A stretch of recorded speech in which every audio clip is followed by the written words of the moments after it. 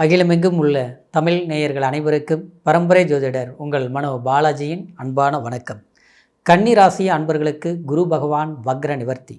இந்த வக்ர நிவர்த்தி காலகட்டத்தில் உங்களுடைய ராசிக்கு தொழில் சார்ந்த விஷயம், குடும்ப சார்ந்த விஷயம், பண வரவு, எதிர்பார்த்த ஒரு நல்ல விஷயங்கள் எந்த மாதிரி ஒரு சிறப்பம்சமான ஒரு நிகழ்வு காலமாக இது அமையப்போகுது அப்படிங்கிறத பற்றி இந்த பதிவில் இப்போ நம்ம தெளிவாக பார்க்க போகிறோங்க. ஃபஸ்ட் டைம் பார்க்குறவங்களா இருந்தீங்கன்னா சப்ஸ்கிரைப் பண்ணி பெல் பட்டன் அழுத்தி ஆல் ஆப்ஷன் கொடுங்க. கன்னி அற்புதமான ராசி. எல்லாருக்கும் உதவி செய்கிறது மட்டும் இல்லாமல் தன்னுடைய வாழ்க்கையே மற்றவங்களுக்காக விட்டு கொடுத்து வாழக்கூடிய ஒரு எளிமையான ராசி. பணமாக இருக்கட்டும், சொத்தாக இருக்கட்டும், சுகமாக இருக்கட்டும், இது எனக்குத்தான் வேணும் அப்படின்னு நினைக்க தெரியாது. கட்டிய கணவராக இருந்தாலும் பெற்ற பிள்ளைகளாக இருந்தாலும் கண்டிப்பாக அவங்களுக்காகவே தன்னுடைய வாழ்க்கையில் அவங்களுக்காகவே வாழக்கூடியவங்க. அவங்களுடைய சந்தோஷம்தான் தன் சந்தோஷம். ஒரு புகுந்த வீடு போகக்கூடிய ஒரு பெண் என்ன செய்யும்னா, அதாவது நம்மளுடைய சுயநலத்துக்காகவும் நம்மளுடைய தேவைக்காகவும் அவங்க சில விஷயங்களை பயன்படுத்துவாங்க. ஆனால் இந்த கன்னிராசிக்காரர் அப்படி கிடையாதுங்க. நம்ம வீட்டுக்காரருடைய எந்தெந்த சொந்த பந்தம் இருக்கிறாங்களோ அவங்க எல்லாருமே தன்னுடைய ஒரு உறவினராக அப்படின்னா நம்ம கூட பிறந்த ஒரு சகோதரன் சகோதரியாக நினச்சி அவங்களுக்கு தேவைகளை பண்ணி கடைசியில் நமக்கு என்னதான் செய்திருந்தாலும் நமக்கு ஒரு நல்ல பேர் இல்லையே அப்படிங்கிற ஒரு கஷ்டத்தையும் அனுபவிக்கக்கூடியவங்க கன்னிராசிக்காரர். இன்னும் சொல்ல போனோம்னா ஆண்கள் கடினமான உழைப்பாளிங்க. கஷ்டத்தையே பார்க்க மாட்டீங்க, நஷ்டம் அடைஞ்சாலும் வருத்தப்பட மாட்டீங்க, அடுத்த ரவுண்டில் சம்பாரிச்சுக்கலாம். ஏன்னா நீங்கள் திட்டம் போடுறதுல பெரிய விஷயங்களை தான் நீங்கள் பண்ணுவீங்க. ஒரு சின்ன சின்ன விஷயங்களுக்கு ஆசைப்பட மாட்டீங்க. கடினமான முயற்சிகள் எடுத்து அதிகமான ஒரு நன்மைகளை அடையணும்னு நினச்சி போராடி சக்ஸஸ் பண்ணக்கூடிய ராசி தான். ஆனால் சமீப காலத்தில் பார்த்தோம்னா அது கொஞ்சம் தள்ளி தள்ளி போயிட்டுருக்கு. விதைச்சிட்டோம், ஆனால் முளைச்சிருச்சு, இன்னும் அறுவடை பண்ண முடியல. முயற்சிகள் எடுத்துட்டோம், அதுக்குன்னு உழைச்சி முன்னேறக்கூடிய வாய்ப்புகள் இன்னும் வரல. இப்படிலாம் சில விஷயங்கள் நடக்கும். இன்னும் பார்த்தோம்னா இப்போ ஒரு குறிப்பிட்ட காலகட்டத்துக்குள்ளே சில சட்ட சிக்கல்களை சந்திச்சிருப்பீங்க கன்னிராசிக்காரர்.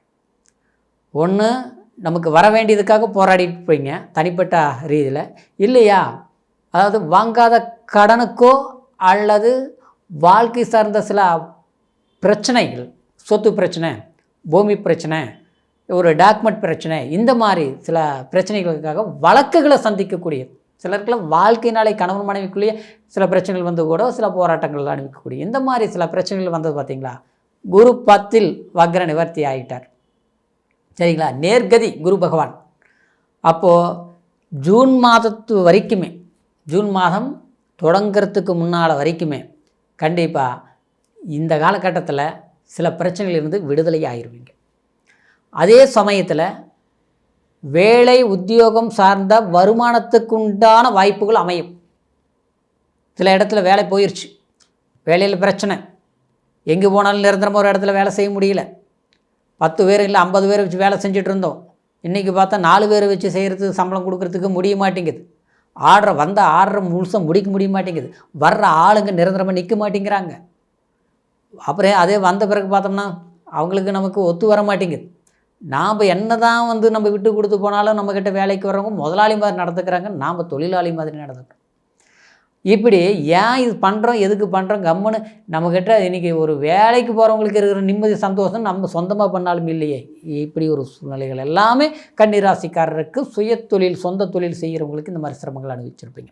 வேலைக்கு போகிறவங்க நிரந்தரமாக ஒரு இடத்துல வேலை இல்லை, இங்கே போகிறது அங்கே போகிறது, கடைசியில் பார்த்தோம்னா எங்கே போகலாம்னு யோசிச்சுட்டு இருக்கிறது, இதெல்லாமே நடந்துகிட்ருக்குதுங்க. இப்படி சில சிரமங்களை அனுபவிக்கக்கூடிய சூழ்நிலை இருக்கும். ஆரோக்கியத்தில் கூட சில பாதிப்புகள் வந்திருக்கும். சரியாயிரும், பயப்படாதுங்க, சரிங்களா. 6 ராகு அமோகம் தான், ஒன்றும் தப்பு இல்லை. அந்த குரு பகவான் பார்த்துருச்சு 10ஆம் பாவகத்தில் இருந்து. அப்போது சில கடன் பிரச்சனைகளுக்கும் தீர்வுகள் ஏற்படும். திடீர் அதிர்ஷ்டம் சார்ந்த விஷயங்களும் நன்மைகள் உண்டாக்குறதுக்கு ஒரு வாய்ப்புகள் இருக்குது. ஆக மொத்தத்தில் உங்களுடைய கணக்கு பிரகாரம் உங்களுடைய வரவு செலவு சம்மந்தப்பட்ட விஷயத்தில் கொஞ்சம் கவனம் தேவை. குரு 9ஆம் பார்வையாக 6ஆம் இடத்தை பார்த்தாலும் நம்ம அடுத்தவங்களை முழுசாக நம்பிட்டோம்னா அந்த இடத்துல ஏமாற்றத்தை சந்திச்சிருவோம். முடிஞ்ச வரைக்கும் கூட்டு தொழில் செய்ய வேண்டாம். கூட்டு தொழில் செய்யும்போது தேவையில்லாத சில பிரச்சனைகள் ஏற்படுறதுக்கு வாய்ப்பு இருக்குது. கூட பிறந்த உடன்பிறவோர்கிட்ட அதாவது முடிந்த வரைக்கும் ஓரளவுக்கு நெருக்கத்தை ஏற்படுறது கரெக்டு. பாசத்தால் இணையிறது கரெக்டு. ஆனால் தொழில் ரீதியில் இணையிறது சிறப்பு இருக்காது. அதிகமான நெருக்கத்தையும் உங்களுக்கு காயப்படுத்திடும். நம்பிக்கை சம்மந்தப்பட்ட உறவு ரீதியில் கண்டிப்பாக இந்த நேரத்தில் கொஞ்சம் கவனம் எடுத்துக்கணும். விட்டு கொடுத்து போகணும். சிலர் பார்த்தோம்னா விலைக்கு போயிட்டாங்க. அதுக்காக நீங்கள் என்னதான் போய் போராடினாலும் சில பிரச்சனைகள் ஏற்படும். அதனால் கொஞ்சம் விட்டு கொடுத்து பொறுமை காக்கிறது மட்டும்தான் சிறப்பாக இருக்கும். இன்னொரு விதத்தில் சொல்ல போனோம்னா அதாவது நம்மளுடைய வாழ்க்கையில் கணவன் மனைவி சம்மந்தப்பட்ட பரஸ்பரம் அன்பு ரீதியில் கொஞ்சம் விட்டு கொடுத்து போகணும். சிறு சங்கடங்கள் பெருசாக்கும். மூணாவது மனிதனால் உங்களுடைய குடும்பத்தில் சில வில்லங்கங்கள் விவகாரங்கள் உருவாகக்கூடிய ஒரு வாய்ப்புகள் வந்திருக்கும். ஆனாலும் இப்போது இந்த குரு வக்ர நிவர்த்தி 10ஆம் பாவகத்தில் இருந்து இருக்கிறதுனால நிச்சயமாக அது இப்போவும் கூட கொஞ்சம் கவனத்துடன் இருக்கிறது தான் சிறப்பாக இருக்கும் இந்த மே மாதம் வரைக்கும். ஆனால் தொழில் வேலையில் ரொம்ப ரொம்ப அவசியம் கவனம் எடுத்துக்கணும். சரிங்களா? மாற்ற வேண்டிய ஒரு சூழ்நிலை வரும். மாற்றினா நல்லது. ஒரு இடத்துல இங்கே இருக்கலாமா, மாற்றிக்கலாமா, வேண்டாமா, ஐயோ ஒன்றுமே புரிய மாட்டேங்குது, இதை விட்டோம்னா அடுத்தது நல்லது கிடைக்குமா, கிடைக்காமல் போயிருமா, இப்படியெல்லாம் பயம் வரும். அப்புறம் பார்த்தோம்னா இருக்கிற இடத்துலையே பார்த்தா நமக்கு கீழே இருக்கிறவங்க எல்லாமே நமக்கு இடைஞ்சல் பண்ணி வச்சுட்டு நம்ம வேலையை விட்டுட்டு வந்துடலாமான்ட்டுமே நம்ம நல்லா புரிஞ்சுட்டு அதிகாரிங்க தப்பான ஒரு கண்ணோட்டத்தில் பார்க்குற மாதிரி, நம்பிக்கையில்லாத ஒரு விதத்தில் நம்மளை நடத்துகிற மாதிரியும், இவங்களே வெளியே போயிட்டால் பரவாயில்லைங்கிற நினைக்கிறாங்களோங்கிற சந்தேகம் நமக்கு ஏற்படுத்தும். அந்த பிரச்சனைகள் எல்லாமே ஒரு அளவுக்கு கிளியர் ஆகக்கூடிய வாய்ப்பு உண்டாகும். வெளிநாடு போகணும்னு நினைக்கிறவங்களுக்கு இது அற்புதமான காலகட்டம். முயற்சி எடுத்திங்கன்னா கண்டிப்பாக முடியும். சரிங்களா? வெளிநாடு வாய்ப்புனால் ஒரு பெரிய ஒரு நல்ல ஒரு வேலை கிடைச்சது அப்படிங்கிற திருப்தி கிடைக்கும்.